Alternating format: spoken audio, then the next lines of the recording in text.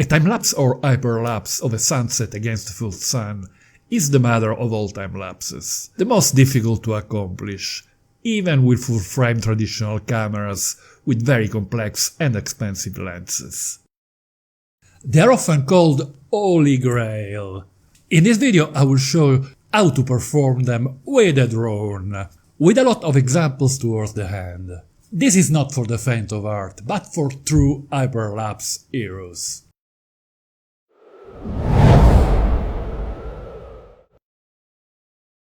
Shooting a day-to-night time-lapse against the full sun with a full-frame camera sitting on a tripod with very complex and expensive lenses is already a big challenge.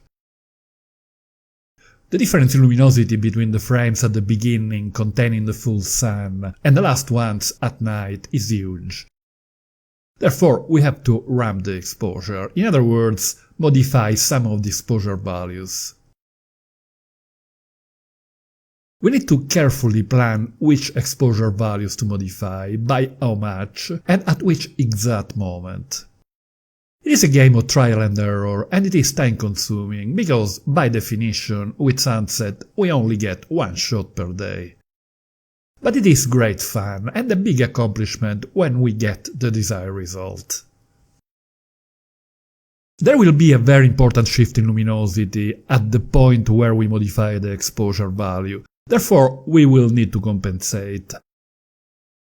Stitching the different parts of the time-lapse with our video editor is not easy, as we will have to modify not only the exposure value, but also the contrast, shadows, highlight, black and white points, saturation, and so on. If the scene contains plenty of artificial light that will go progressively on, the time-lapse will be easier to expose, as the artificial light will in part reduce the amount of luminosity lost by the setting sun. Whatever method we use, the result will never be perfect. There will always be some sort of luminosity or color shift at the point where we modify the exposure. The aim is to minimize it as much as possible.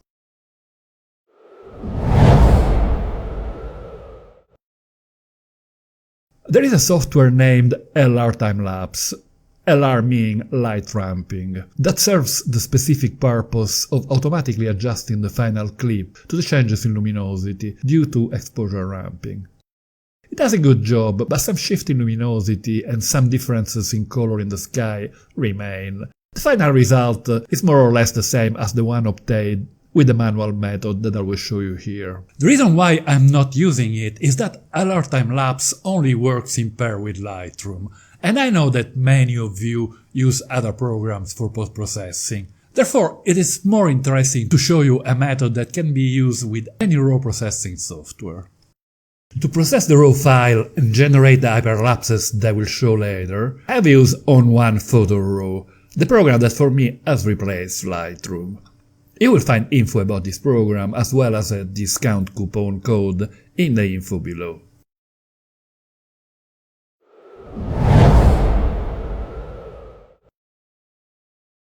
When using a drone, these Holy Grail time-lapse are even harder to achieve correctly, for several reasons.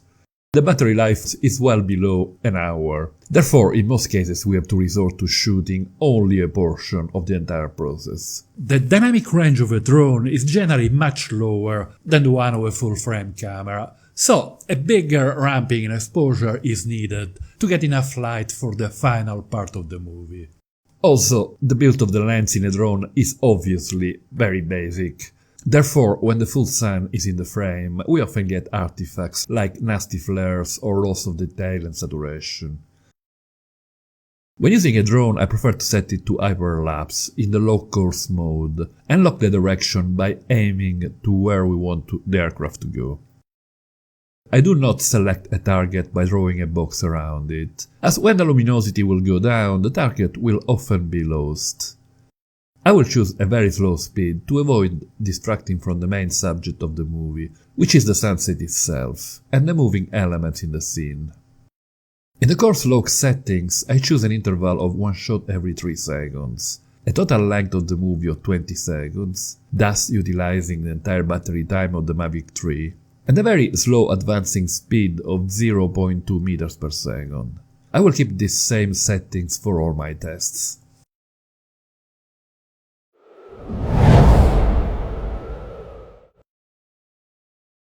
Generally, I like to expose to the right, leaving a good gap in the histogram between the last bar to the right and the right edge.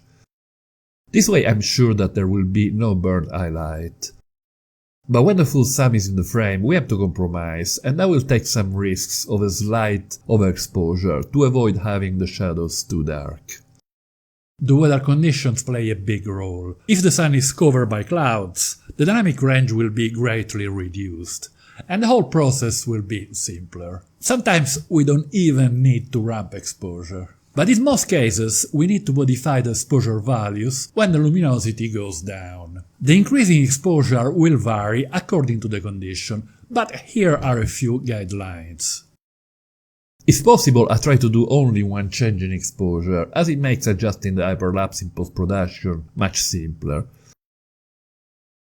But when the full sun is in the frame, on certain occasions, we have to modify the settings more than once. To increase the exposure, we can modify ISO, shutter speed, and aperture. Each of the three may cause some small issue, so we have to compromise in some way. If possible, I try to avoid modifying the aperture, as it has an impact on the depth of field and to a minor extent on the distortion. It often causes permanent artifacts. Increasing ISO in general causes noise, but the DJI Mavic 3 can stand higher values without any issues. I find that I can easily ramp the ISO up to 400 or even 800 without introducing noise. Therefore, 2 or 3 stops of exposure are available through ISO. When modifying shutter speed, there is a difference in the amount of motion blur. If there are moving elements in the frame, they will look a bit jittery. In the scene that I'm using for this test, I start from quite far away from the village, therefore at the beginning I can use a higher shutter speed of around 1/8 of the second, and then ramp it to around 1 second before I get close to the car traffic. This is another 3.5 steps of exposure available. The procedure for modifying the exposure is a bit tricky and needs some practice. First of all, we have to choose when to increase the exposure. As the sun goes down, the luminosity decreases, and this is reflected in the bars on the histogram. I have found that the best moment to increase it is when the last bar to the right is just above the center point, somewhere around here. Then we have to choose the amount of the increase. In most cases, each ramping should not exceed 2 stops, as a higher value would lead to overexposure and burnt highlight. Let's say that we decide to increase shutter speed from 1/6 of a second to 1 second for 2.5 stops. After taking each photo, the camera is busy buffering the shot for a bit more than 1 second. Since we have a frequency of 1 shot every 3 seconds, we have a bit less than 2 seconds to act. After the camera has buffered the shot, we hit the exposure icon on the lower right part of the screen to summon the exposure window. We wait for the next shot, and then we quickly slide a finger on the shutter stock value, being very careful to land on the desired amount.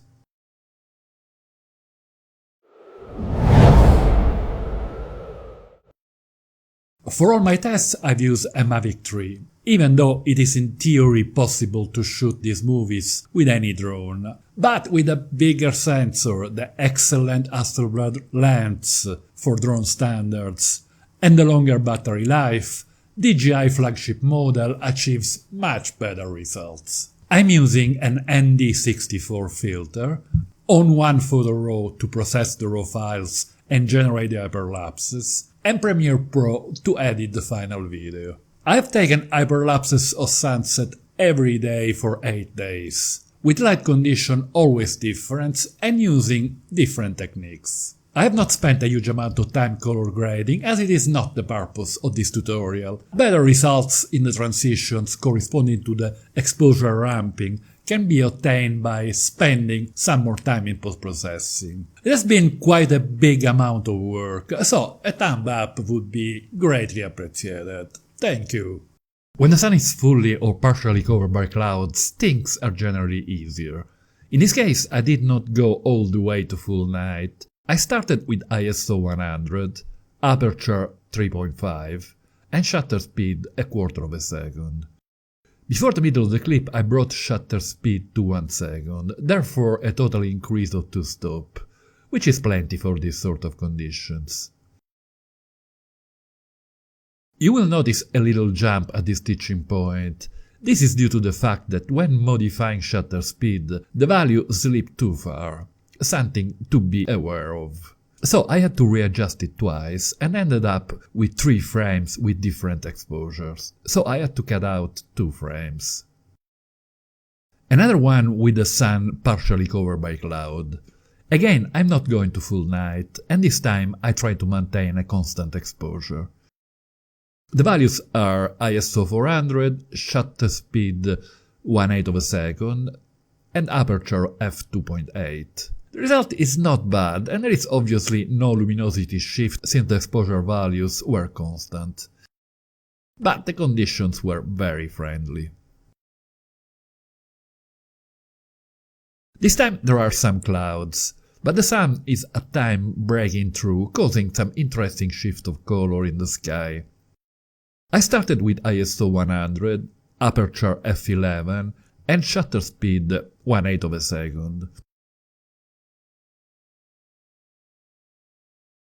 I then ramped shutter speed to 1 second in one go for 3 stops of extra exposure.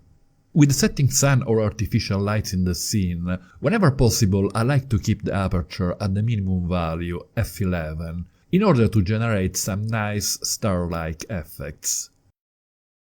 A couple of examples of mistakes that should be avoided.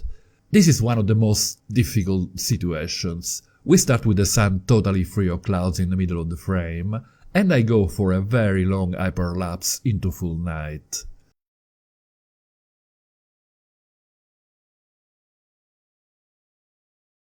The difference in luminosity from the beginning to the end is huge, and the best way to go is to ramp exposure at 2 different points in the timeline. But I went instead for a single exposure ramping from ISO 100 to 800. And as you can see, the sky is totally burned, and there is no way to recover it. In this one, the conditions are a bit easier, as the full sun was not in the frame. I increased the exposure twice, by bringing the shutter speed from 1/12 of a second at the beginning to 1/5 and finally to half a second. Therefore, 2 gentle shifts of luminosity. The result is in my opinion not too bad. The transitions are visible, but quite subtle. In this one we adopt a different technique. There is a big change in dynamic range as we go from the full sun in the frame until almost full night. I decided to go for 3 stops of shutter speed ramping from 1/15 of a second to half a second. This time I make the ramping in 4 different steps. This method involves a bit more work in adjusting 4 different transitions, but it is probably the one that achieves the best results in terms of detailing the shadows. Click on this link if you want to know more about sunset time-lapses and hyperlapses. If you find this video interesting, don't forget to hit the like button. It really helps the channel.